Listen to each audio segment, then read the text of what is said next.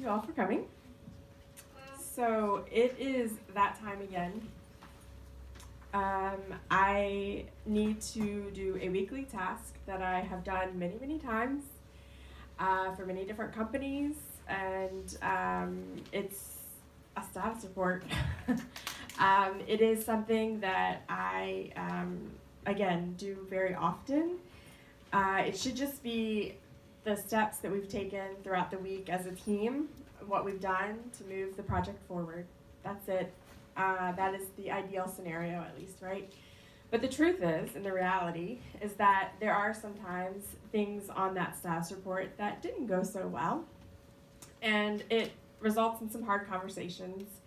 And as the universe would have it, I got to really experience that this week. So that is this day, this Friday, of course. The universe says, you want to talk about this? All right, here we go.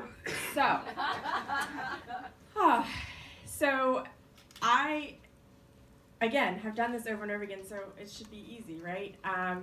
But the thing is, when I am putting this status report, if you could see me doing it in my home office, so yes, I'm lucky to do it in my home office, and so you don't see all of the panic and the worry about making a mistake, and did I send the reminder out to my team in time to give them enough time to give me the information that I need in order to put it together, because that's not enough.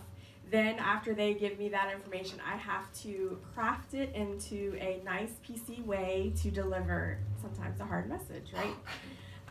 And in our project status reports, there's red, amber, green, and you don't want red.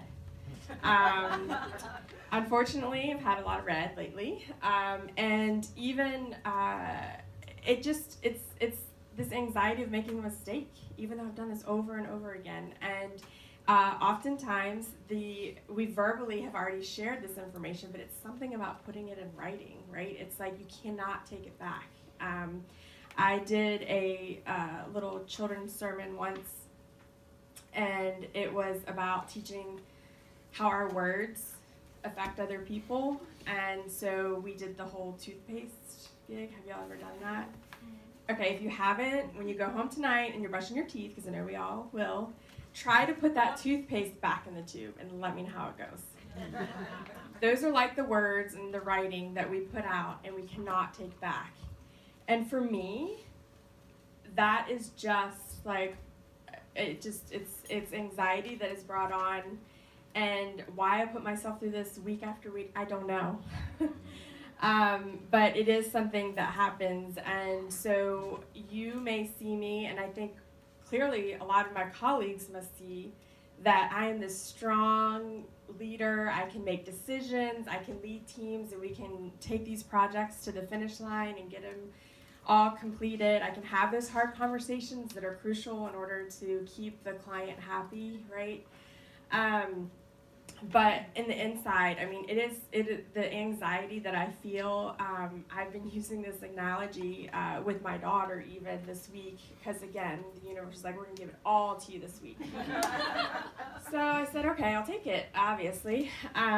But if you know how the inner workings of a duck goes, like you see them just sleuthing, across the lake, the top of them, nothing's ruffling their feathers, literally. But underneath, they are working so hard. Everything is going. Their little webbed feet are just going to get them to where they need to be. If you could see me, that is what the inside of me looks like. I am just going, trying to make everything, miss all the confrontation as much as possible.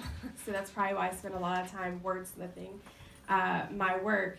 And it's just something that I never really realized I had. Like, I think that I've always known about depression and things like that, but the anxiety piece I didn't know, because I have always had these amazingly high standards. Thank you. And those high standards coupled with a perfectionist manager or other high profile things, which I have done in my career. And again, I never asked for these things. I did not want to be a director, which was my last role. I did not want to, I'm a support person. I don't want to be on stage in front of everybody, even though I do it often, but I'm the back end person, the support person, and so the anxiety because I want to people please. I want to. I get really caught up, and it takes me a while to get over these status report anxiety attacks that I have. And they take longer when there's other decisions that are being asked of me in my life, in my business. And as we know, life isn't one big checklist. At least I haven't found it. I continue to try, especially in my project management life. I'm like, yes, you can just check the box and we're moving to the next thing, right? No, they come up with this new methodology that's called Agile, and I know I'm boring you now, but Agile's not all it's cracked up to be, because it's like you just do this little thing, and then we'll tell you what we're going to do next. Well, that doesn't work for me. Talk about anxiety. Like, yes, that gives me anxiety. I need to know the plan. I need to know how to get there. So anyway, I can, continue to show up to my work, and I continue to get these other jobs of project management, like, oh, she's great, whatever. And I'm like, oh, no, thank you. Can I go be my artist self? Where it doesn't matter what it looks like, which is why I think I'm an abstract artist, because it doesn't need to look like anything, right? So this whole anxiety thing, and why I'm here and why I said yes without abandon is because I am loyal to my friends. I trust these people that are put into my life, and I follow their lead. And sometimes that's a good thing, and sometimes I'm not so much. So I know that you see me as, and many people see me as this fun-loving, creative, strong, decisive leader. But if you could really see me, I am obviously this cut-up that would love to be a comedian. Because again, the jokes, we just figure them out, and if not, they just roll off our back like the duck that I was talking about. So, but it is, I do portray to be this strong person, and I've actually told some of my friends here tonight that have felt, again, because the universe is like, all right, we're going to do this, that my heart has been on the outside of me for the past week, and it has been